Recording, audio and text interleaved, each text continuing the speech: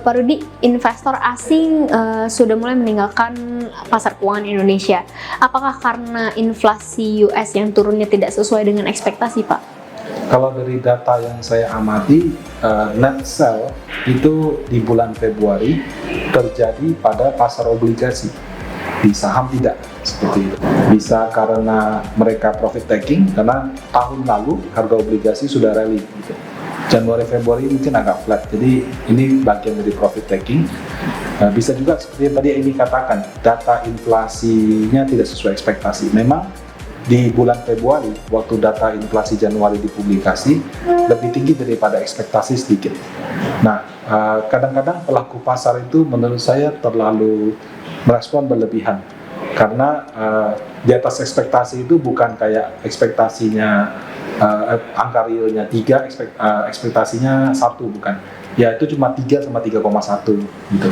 Nah, perbedaan yang kecil itu kadang-kadang menyebabkan asing melakukan respon dengan menjual. Tapi kadang-kadang saya lihat itu juga ya hanya alasan untuk profit taking saja sih. Jadi sudah naik ya profit taking dulu seperti itu. Nah, apakah angka inflasi US di luar dugaan sehingga penurunan suku bunganya tidak sesuai harapan? Menurut saya saat ini masih sesuai harapan. Memang data inflasi Januari kurang bagus, tapi data inflasi Februari yang dipublikasikan pada bulan Maret ini angkanya sudah sesuai ekspektasi. Tidak lama setelah itu, pejabat dari Bank Sentral US mengatakan tanda-tanda penurunan suku bunga itu sudah mulai kelihatan dari data-data ekonomi yang ada.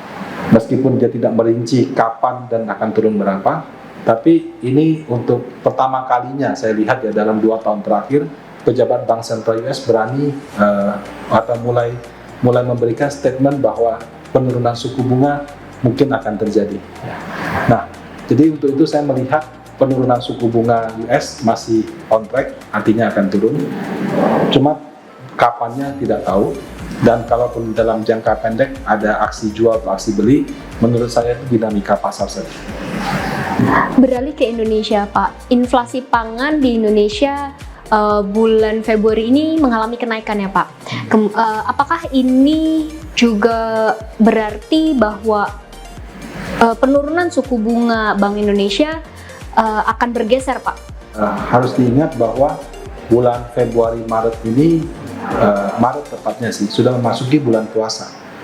Februari yang lalu ada ajang politik lah, pilpres seperti itu. Nah, pada saat ajang politik berlangsung, memang ada aksi bansos. Jadi mungkin ada yang mengatakan beras-berasnya diborong terus dibagi-bagikan, sehingga sedikit banyak terjadi suatu kelangkaan. Kemudian di bulan Maret ini itu sudah puasa dan di akhir bulan kemungkinan ada pembagian THR. Dan juga masyarakat sendiri, mereka juga lebih banyak berbelanja, sehingga memang terjadi kenaikan harga barang. Nah, saya sih tidak melihat bahwa kenaikan atau inflasi pangan ini sesuatu yang sifatnya akan terjadi terus-menerus. Suku bunga Indonesia, berdasarkan data inflasi yang ada, seharusnya Indonesia sudah turunkan suku bunga dari tahun 2023. Nah, kenapa kita belum turunkan dari sekarang adalah hanya pertimbangan Amerika belum turun. Kalau Amerika belum turun, kita turunkan, efeknya rupiah bisa mungkin jebol ke 16.000, 17.000. Jadi momentum penurunan suku bunganya disesuaikan sama Amerika. Tapi kalau Amerika sudah mulai menunjukkan tanda-tanda mau turun, harusnya Indonesia juga tidak lama akan mengikuti. Namun mengapa di tengah gejolak perekonomian yang terjadi saat ini, Pak, IHSG malah mencatatkan rekor high, Pak? Ya, karena laporan keuangan bagus, angkat indeks di bulan Februari. Bagi dividen, angkat indeks di bulan Maret. April terus terang belum ada sentimen yang dominan.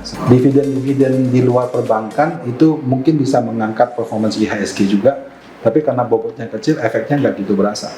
Sebagai investor, jangan terlalu menganggap satu kejadian, satu event, atau satu indikator sebagai penentu harga saham akan naik turun. Kalau obligasi bisa, kita pakai patokan suku bunga sama inflasi. Tapi kalau untuk saham ada terlalu banyak sentimen sehingga kita tidak bisa menganggap hanya satu sentimen ini akan menentukan arahnya akan naik dan sebaliknya.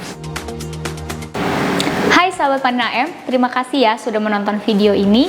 Jangan lupa like dan subscribe supaya tidak ketinggalan video-video terbaru dari kami.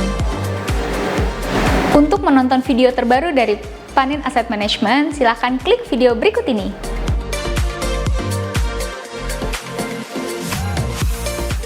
Masih bingung apa itu reksadana? Jangan khawatir, silahkan nonton video berikut ini.